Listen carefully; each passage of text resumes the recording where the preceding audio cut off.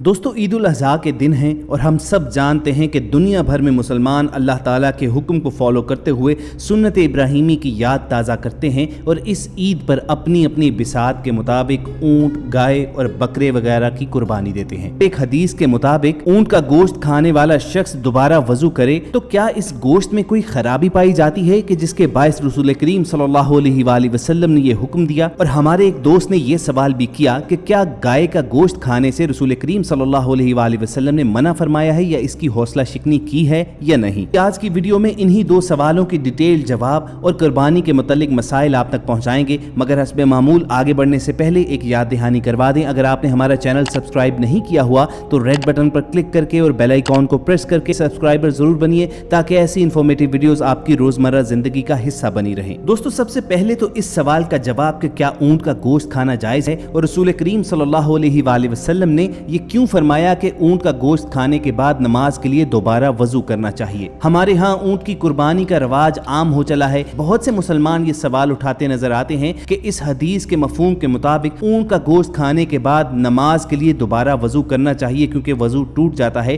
तो क्या ऊंट के गोश्त में कोई खराबी है। इस हवाले से जब उलमा से दरियाफ्त किया गया तो उनकी अक्सरियत ने इस मुस्तनिद हदीस की रोशनी में जवाब दिया। उन्होंने सही मुस्लिम की इस हदीस मुबारका का जिक्र किया कि एक शख्स ने नबी अकरम सल्लल्लाहु अलैहि वसल्लम से पूछा कि क्या बकरी का गोश्त खाने के बाद वजू किया करें। आप सल्लल्लाहु अलैहि वसल्लम ने फरमाया, अगर चाहो तो वजू करो और अगर चाहो तो ना करो। उस शख्स ने दोबारा पूछा कि क्या हम ऊंट का गोश्त खाने के बाद वजू किया करें। आप सल्लल्लाहु अलैहि वसल्लम ने फरमाया, हाँ, ऊंट का गोश्त खाने के बाद वजू किया करो। उस शख्स ने तीसरा सवाल किया, क्या मैं बकरियों के बाड़े में नमाज पढ़ लिया करूं। आप सल्लल्लाहु अलैहि वसल्लम ने असबात में जवाब दिया तो उसने पूछा, क्या मैं ऊंट बिठाने की जगह पर नमाज पढ़ लिया करूं, तो आप सल्लल्लाहु अलैहि वसल्लम ने इससे मना फरमा दिया। ख़वातीन हज़रात, इसी से मिलती जुलती हदीस का मफहूम हज़रत उसैद रज़ियल्लाहु तआला अन्हु से भी रिवायत किया गया है कि आप सल्लल्लाहु अलैहि वसल्लम ने ऊंट का गोश्त खाने से वजू टूटने की तरफ इशारा किया या वजू दोबारा करने की तलकीन की। अब दोस्तों, इस सवाल के जवाब में और इस हदीस मुबारका की तफहीम में उलमा के दो ग्रुप्स पाए जाते हैं। उलमा का एक ग्रुप का मौक़िफ़ ये है कि इस हदीस का मिनवन मतलब यही बनता है कि ऊंट का गोश्त खाने के बाद खाने वाले को वजू दोबारा करना चाहिए, जबकि उलमा के दूसरे ग्रुप का ख्याल ये है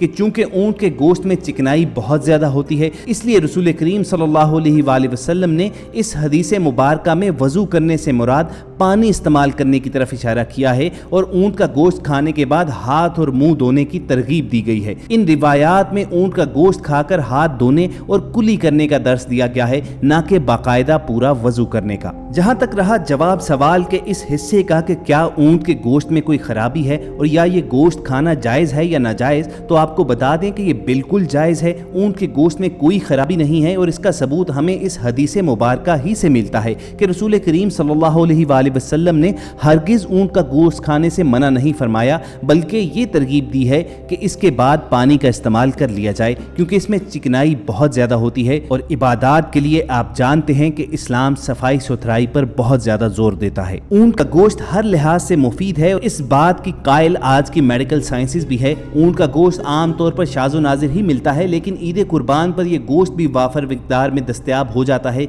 और जिन्हें ये गोश्त मैसर आ जाए वो बहुत से अमराज से बच सकते हैं। हाँ, अलबत्ता ऊंट का गोश्त जरा नमकीन होता है, इसलिए हाई ब्लड प्रेशर की इंतहाई पेचीदगी में इसका इस्तेमाल मुनासिब नहीं है। मेडिकल एक्सपर्ट्स के मुताबिक ऊंट के गोश्त के फवायद ये हैं कि ऊंट का गोश्त पुराने बुखार, अरकुन निसा यानी शियाटिका, स्याह यरकान, हेपेटाइटिस सी और पेशाब की जलन में मुफीद है। इसके अलावा ऊंट का गोश्त आसाबी कमजोरी और जिस्मानी कमजोरी में फायदेमंद है, लेकिन इस बात का ख्याल रखना चाहिए कि ये तमाम फवायद हासिल करने के लिए इसकी मिकदार खुराक 100 ग्राम है, यानी एक वक्त में आपने ज्यादा से ज्यादा आध पाव ऊंट का गोश्त इस्तेमाल करना है, तब जाकर इसका फायदा आपको होगा। अब बढ़ते हैं एक दूसरे सवाल की जानिब। एक आलिम दीन बता रहे थे कि हुजूर नबी करीम सल्लल्लाहु अलैहि वसल्लम ने गाय के गोश्त खाने से मना फरमाया है और उन मौलाना साहब ने दलील के तौर पर एक हदीस पेश की कि जिसका मफहूम था कि गाय के दूध में शिफा और गाय के गोश्त में वबा है। तो क्या इससे ये साबित होता है कि ईद उल अजहा पर गाय कुर्बान ना की जाए या इसका गोश्त ना खाया जाए? तो इस हवाले से जब रिसर्च की गई और उलमाए कराम से पूछा गया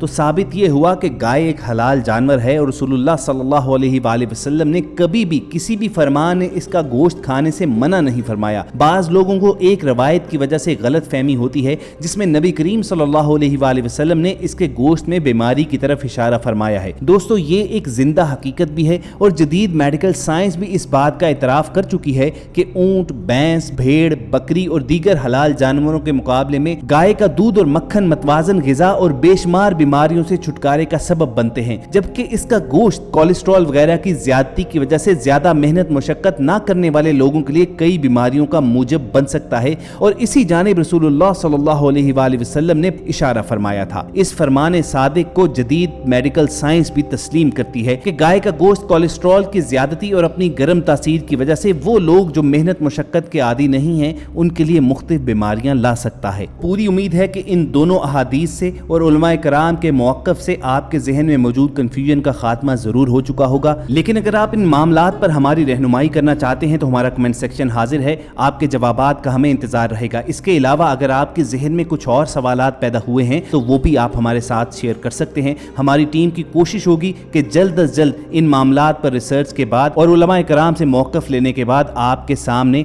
सही जवाब पेश किया जाए। आखिर में गोश्त के बारे में कुछ ऐसे मुगालते शेयर करना चाहेंगे जो नस्ल दर नस्ल से लोगों में मशहूर व मारूफ हैं, जिनमें कोई सदाकत नहीं है। मसलन कुछ लोगों का दावा है कि गोश्त मुनासिब तरीके से हज़म नहीं होता बल्कि आंतों में गलता सड़ता रहता है, चुनाचे गोश्त खाने से इज्तनाब करना चाहिए। तो ये आपको मालूम होना चाहिए कि जैसे ही गोश्त मैदे में पहुंचता है तो कुछ तेजाबी रतूबतें और एंजाइम का खराज होता है जो इसे हजम करने में मददगार होते हैं। फिर गोश्त के इस्तेमाल के खिलाफ ये दलील दी जाती है कि ये सेर शुदा चर्बी पैदा करता है और कोलेस्ट्रॉल को बढ़ाता है। सच ये है कि गोश्त कोलेस्ट्रॉल बनाता है लेकिन इससे जिस्म पर इसके मनफी असरात नहीं पड़ते और ना ही सिर्फ ये दिल की बीमारी की वजह बनता है। हाँ, इस मामले में एहतियाती तदाबीर जरूर अपनानी चाहिए, यानी गोश्त मुनासिब मिकदार में इस्तेमाल किया जाना चाहिए। और दोस्तों, कुछ मेडिकल एक्सपर्ट्स का बयान यह है कि इंसान बुनियादी तौर पर सब्जी खोर है, उसकी तख्लीक गोश्त खोर के तौर पर नहीं की गई, चुनाचे गोश्त खाने से इज्तनाब करना चाहिए। इसमें भी सच्चाई नहीं है। इस ज़िमन में गौर करें कि हमारे निज़ाम में छोटी और बड़ी आंत का किरदार बहुत अहम है। गोश्त के हाजमे के लिए इन आंतों में खसूसी एंजाइम हिस्सा लेते हैं और ये एंजाइम कुछ सब्जियों और फलों के लिए फ़ाल नहीं होते। सच ये है कि इंसानी जिस्म में कुदरत ने वो निज़ाम बनाया है